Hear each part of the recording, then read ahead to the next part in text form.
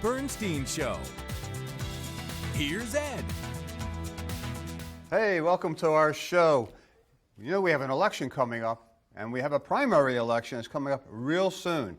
With me is Sheriff candidate Kevin McMahill. I almost pronounced your name. Asked him right before the show. Give me the exact pronunciation. I almost blew it. No, you did good. No, but, thanks for having me, Ed.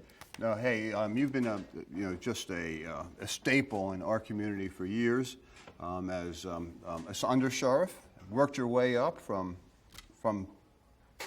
military patrolman all the way up. Yes, sir. You've seen a lot in this town. I have. Right, and I wanted to ask you about that because when you look at Las Vegas today compared to maybe perhaps 20 years ago, what are the challenges today? How are they different than they were when you first started as a patrolman? Well, I started in 1990, and that was a period of significant growth for us here as well. I don't see that growth slowing down. Well, we had a little lull from the recession there. We have a lot of people moving out here. Our housing is still, it's kind of moving towards a little bit more difficult to buy homes for the entry-level people, but it's still a great place to live, great tax environment, great community that we have. Our community supports our law enforcement. It's been really that way since I started, and it's just a great place to be a police officer. And this town reinvents itself every few years, and so law enforcement has to sort of stay ahead of that change curve as we move forward.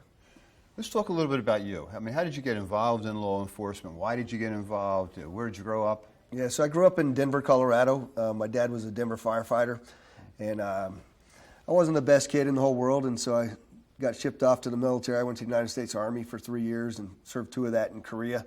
I came back down through here after I was stationed in Northern California and tested for Metro and got hired. And as you mentioned, I promoted all the way up through the ranks to the top non-elected official position. And I have to tell you that in that 6 years, I really believe that there's no 2 law enforcement leaders that were tested more than Joe Lombardo and I.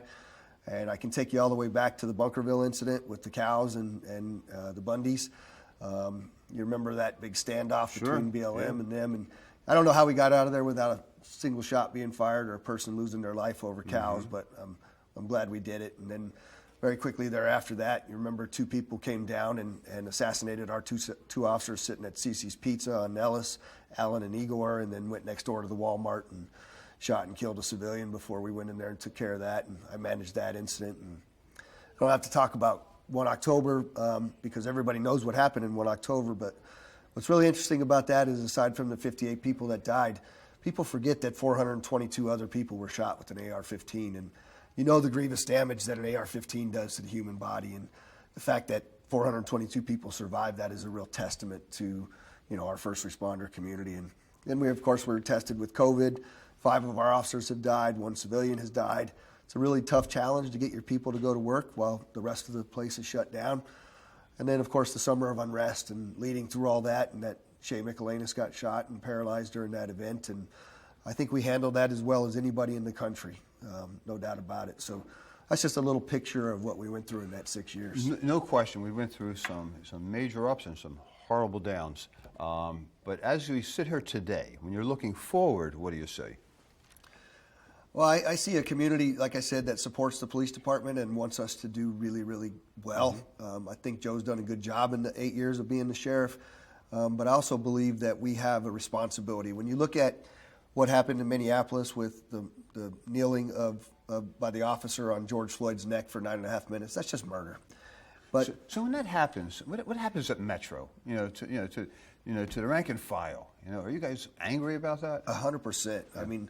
I never spoke to a single cop that saw any humanity in that. Right? That's the one thing when we talk about community policing is that we have to start at humanity and seeing each other as human beings, not the color of the skin that we have or the person that we sleep with at night or the God that we pray to. We have to recognize that no matter what, police and civilian, we're all the same, and we have responsibilities. And they were outraged, absolutely outraged about that activity. And then the other 4 or 5 officers that stood around and watched that. So, what we have to do, though, is we have to really develop meaningful relationships into our communities. And I always give this example. You can do this in really any community, but you talk about AAPI, right? Asian American Pacific Islander Community. think about the diversity just in the Asian community, right? Indonesians, Koreans, Japanese, same thing with the Latino community.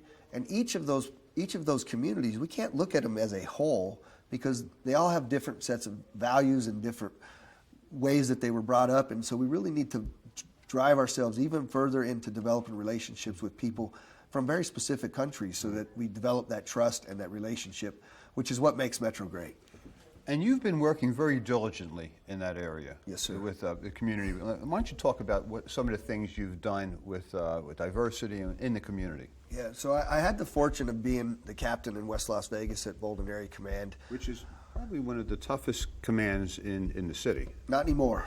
In fact, it's one of the safest area commands in the city. But in 2010, when I took over, it led in every single crime category that you did not want to lead in. And Sheriff Gillespie at the time told me to just go over and act like you were the sheriff there, and I didn't get one additional body, and we reduced crime in that area by 40%.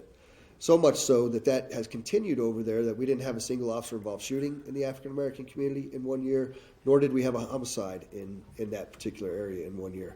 And I would challenge anybody in this country to find what they label as the African-American community in their city and to see that sort of success. And so we did that by what I was talking about previously, making those relationships and making crime the responsibility of everybody, right? Because the police can't do it alone. We've known that for a long time, and we know that arresting your way out of the situation is never going to be the success that we all want. And so developing those relationships with people that don't look like me, our organization, and starting things like the Office of Community Engagement, Bolden Little League and the soccer leagues and all of the other things that we do. Hope for Prisoners, where we have police officers working as mentors to returning offenders. All the things that people say might be soft on crime are actually some of the most effective crime-fighting tools that we've ever developed. Yeah, I wanted to ask you about the Hope for Prisoners now that you brought it up.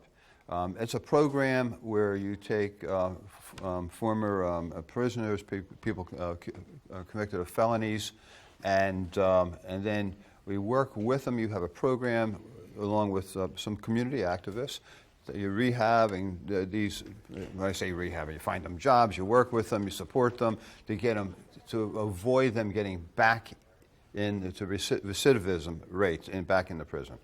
Yeah. So, when I met John Ponder, I was a little bit skeptical because I had seen a lot of prisoner reentry programs that didn't work. And at that point, I had already arrested the children of people I had arrested early on in my career, and I felt like we weren't doing enough. And once you've paid your debt to society, you've paid your debt.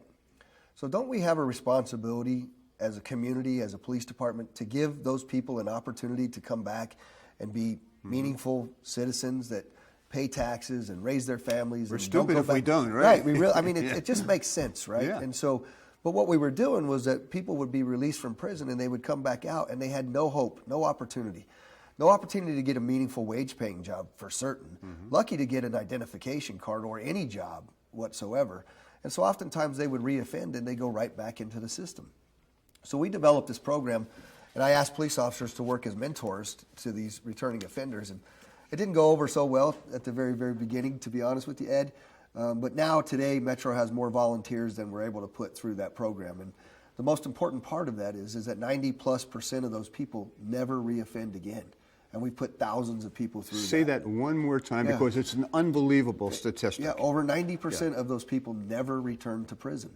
Wow. And they become productive members of our society. And we have relationship with people today that had been previously incarcerated that you don't find that, right? People that normally went to prison look at the cops as the enemy, and they look at us as their friends. And so it's just magic is really what it is, because we treat people like human beings. Right. You just turn them around. Amazing.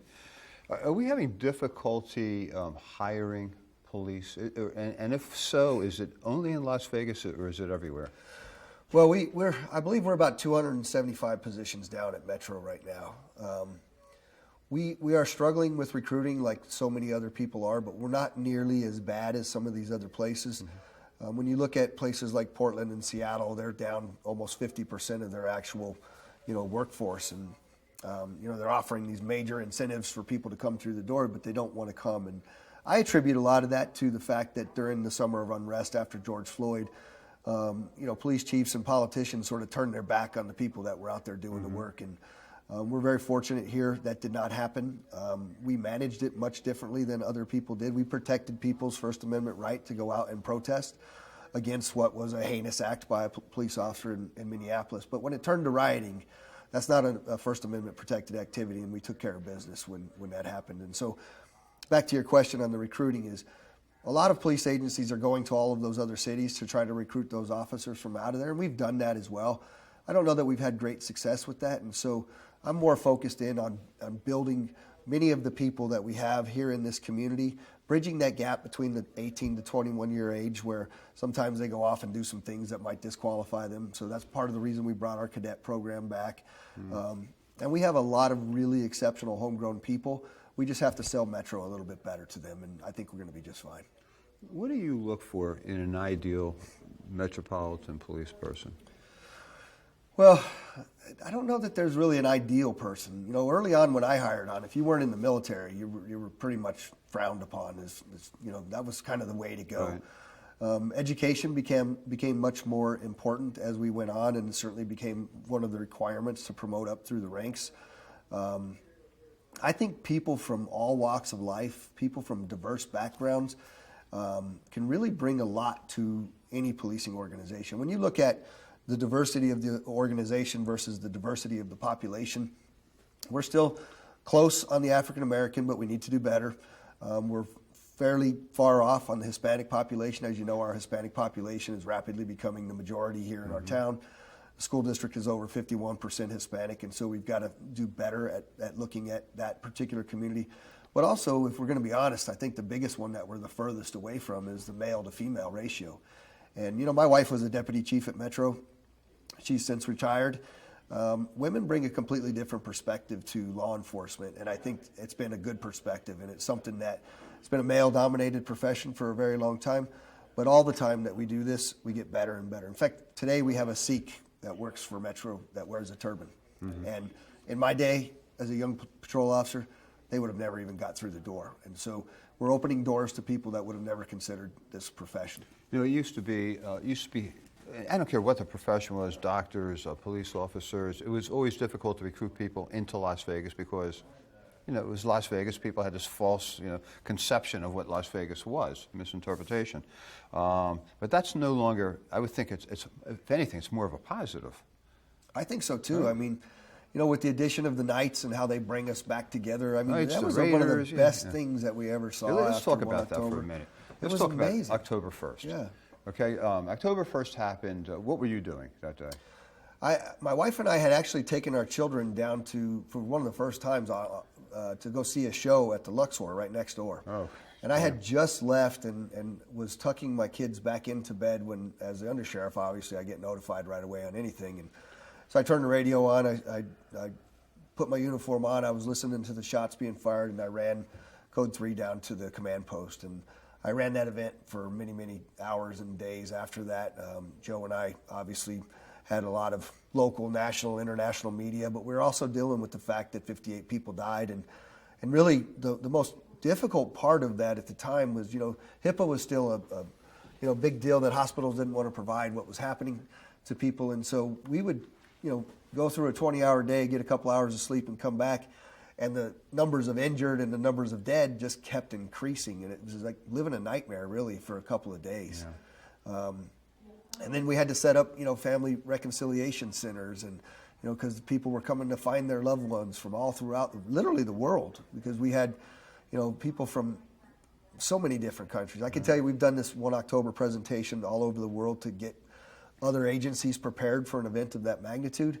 And almost every single time you do it, somebody's in the audience that was there. There were 22,000 people there, but it's just amazing what individual stories really were. And, I think we did a good job in honoring all of those people in our after action to make sure we all learn from that as a first responder community. Yeah, and you were alluding to that day how amazing the town responded, reacted, whether you're a cop, whether you're a hockey player, it didn't matter. Yeah. I mean, everybody just kind of came together, and it was a remarkable coming together. I mean, but the scene there must have been horrific for you.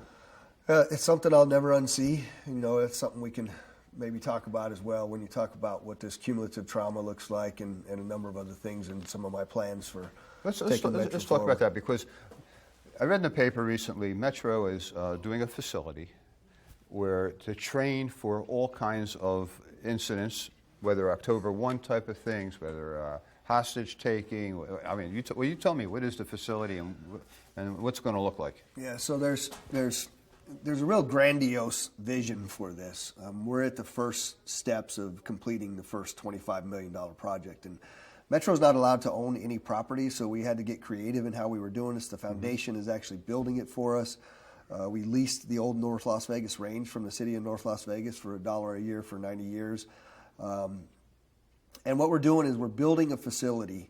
So we have built the most, I believe, critical process when officers have officer-involved shootings. We have a concurrent criminal investigation and a current administrative investigation. In the administrative investigation, you look at policy, procedure, training, tactics, leadership, supervision of everybody involved, from the time the call comes into 911 till the time the call is completed. And then we try to train into it an alternative outcome to deadly force. But I realized as we were holding our officers accountable to all of that stuff, we never really had a place to train, nor did we have a place that was adequate to train with police, fire, EMS, and private security. Because there's a coordination of services 100%. at that point. Yeah, and if you have that familiarity from training, you're going to execute better when the event happens.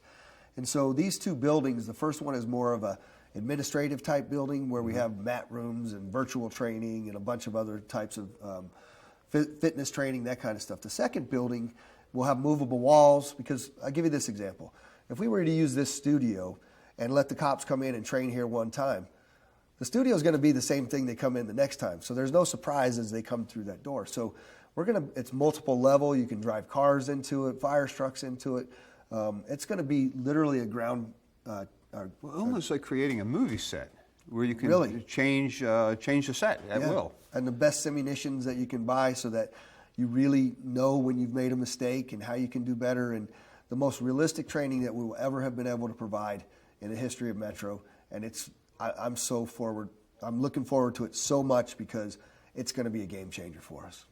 So we're also trying to make it a one-stop shop for all of the agencies, right? Not just Metro, but police, fire, all the police around the city, but also training with some of the private security forces, so that, because they're there on property. So what are they doing if they happen to be engaged with some of these guys? When we arrive, what do they need to tell us? How do they need to tell us? What can they tell us before we get there? And so we'll be able to train that for the first time ever. This is a huge difference, and I'm sure you remember when you first became an officer, and I could go back 30, 40, almost 50 years in Las Vegas, where there always seemed to be a dissonance between the federal authorities, the FBI, the U.S. Attorney's Office, and local Metro Police, and they weren't sharing information. Now it seems like, hey, this is almost a happy marriage. I think it's gotten much, much better over the years. On the operational level, where the people that are out there actually doing the job, they always seem to get along. It's just a matter of leaders making sure that we're providing what it is that those officers and agents and those folks out on the street actually need to accomplish their jobs. And so I've always been very confident at the operational level that our people work very well together with all the alphabet agencies. What's your thoughts on cameras and body cams, that type of thing? Well, listen, I was one of the major proponents and pushed those body-worn cameras. I was the chief of patrol when we were getting these things, and they weren't very happy about getting body-worn cameras, but I will tell you that my personal belief is they're the best thing that's ever happened to policing. It's more difficult, and we continue to press the technology so that, if an officer gets out of the car, the camera will just turn on, so we don't have the incidents of, I forgot to turn the thing on. Because when you're in a stressful situation, you're thinking about radio and gun, safety, all those kind of things. The last thing you're thinking about is turning that camera on. But I talked to almost every single officer after every deadly force incident while I was the undersheriff. I missed a couple of them, but there was, without exception, every single one of them was so happy that it captured it on video so that people could see exactly what happened. And as you know, for years, 72 hours after an officer-involved shooting, I went out and conducted a press conference and showed all of that video. There's 18,000 police departments in this country, and 17,950 of them still don't release their body-worn camera video. Or they release it too late. way too late. Yeah. Yeah, it has to be relatively close after the incident occurred. And because sometimes you look around events in other parts of the country and the video hasn't been released and there's rioting going on and problems, and had they released it sooner, it could have avoided some of those issues. I think a lot of people want to see it themselves and make their own judgment whether it was lawful or not. Yeah. You know, so it's been a great, but also it clears a lot of officers of, you know, people will make a complaint against an officer that they did something, and we tell them, hey, we have it on body-worn camera. And also, I'll give you another example. I was talking to an officer about this the other day, and he told me, you know, Sheriff, this is one of the things that really works when I have a hostile individual or a person that's, you know, what we call a no person, somebody that no matter what you're going to tell them, they're at no. So I just want you to know that this is a camera and your actions are being recorded on all that. And they get compliance because suspects now know that everything is being captured on video. Yeah. So it's a great thing. Do you feel that homelessness is a police issue, or what are your thoughts about that? As we sit here today, our jail, the Clark County Detention Center, is the largest homeless shelter in the state of Nevada, largest mental health treatment center in the state of Nevada, and the largest addiction treatment center in the state of Nevada. That's not acceptable. But the answer is also not to remove the responsibility of the homeless, because when you do that, right, accountability to the homeless as well, I don't want my cops to have to be the only ones that deal with these three issues. There's some great things within this city. We're not far from the Courtyard, and we're not far from Vegas Stronger, people that are out there trying to do that. But we need to fund those things appropriately so that we can actually do something about these. You know, people sleeping in the middle of the desert, under bridges, in tunnels, there's no humanity in that either. So we have to do better. But the answer is not to give them free will to go out and park in front of your business so that, you know, urinate and defecate all over the place, because we see what happens in all of these cities all around the country. When that happens, the quality of life just simply goes down. And so we have a role, but we should only be one of the people that has a responsibility to those three issues. And incarceration, by the way, doesn't fix any one of those things. Right. It doesn't fix any of that. And so we have to change the way it is that we think. And the fact that 911 seems to be the only response to these situations, both police, fire, and EMS are the ones that are dealing with these issues. We've got to work better together as a community so that we can tackle those issues head on. You know, and if some cities have enacted like teams where they have a social worker come out, maybe a rehab kind of person come out, and then if needed, they'll call Metro or a police officer to come out. Is that the type of thing you're talking about? We do that here. It's at 2 area commands as we speak, and then in partnership with Dave Marlin from Vegas Stronger. There's over off of Rancho in Charleston, there's a shopping center complex that they've adopted so that the merchants will call them directly so they can come out and provide the wraparound services to include housing to a lot of these people, and so that it's not necessarily just a police problem.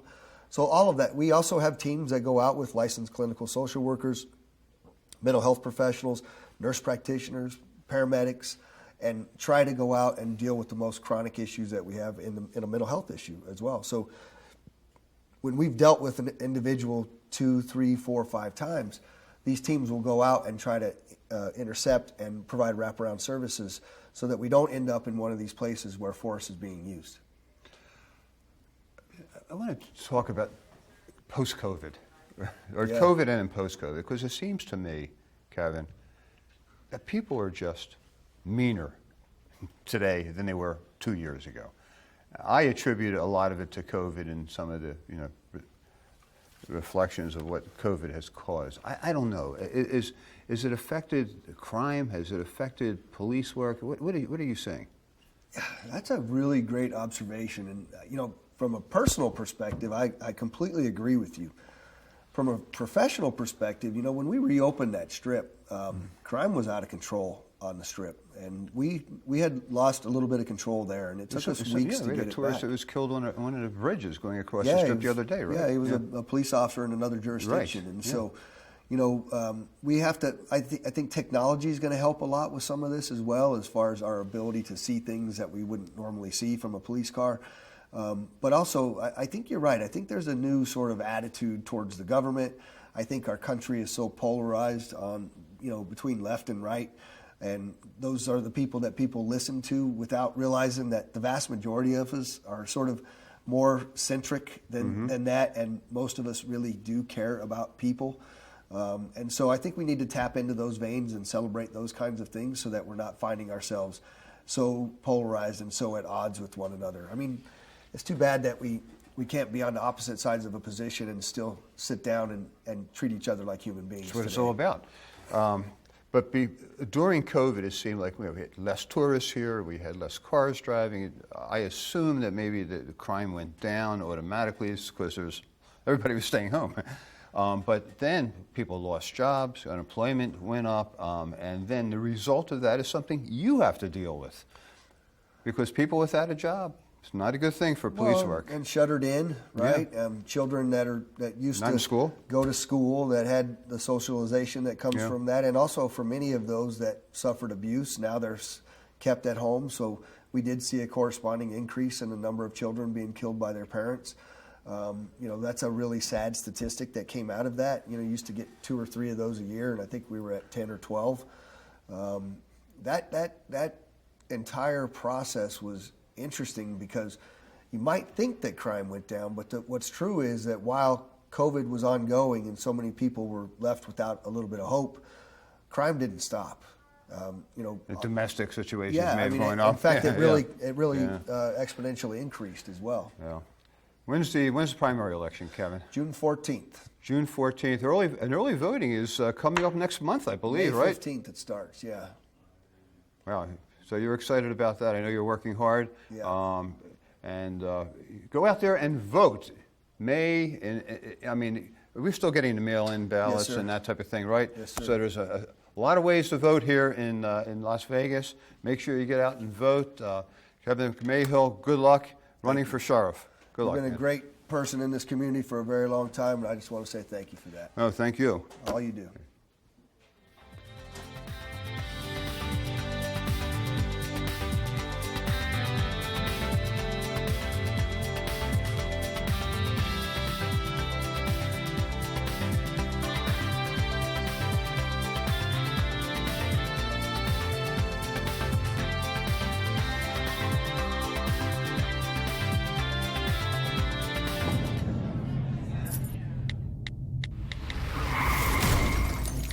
When sorry is not enough. Enough said. Call Ed. EdBernstein.com. There are so many beautiful places to ride a bike in Vegas. The Strip, the mountains, desert. An accident can happen at any time. Trust me, I know. I've been in one. Enough said. Call Ed.